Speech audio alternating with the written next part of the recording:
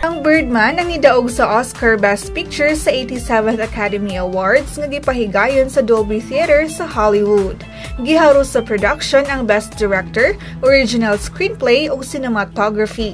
Si Eddie Redmayne sa The Theory of Everything ang mikuha sa Lead Actor Award, samtang si Julianne Moore sa Still Alice ang gi-awardan sa Best Lead Actress. Sila si Patricia Arquette o J.K. Simmons ang midaog sa Best Supporting Actress o Supporting Actor. Ug kani ang kompletong mananaog sa Oscars 2015.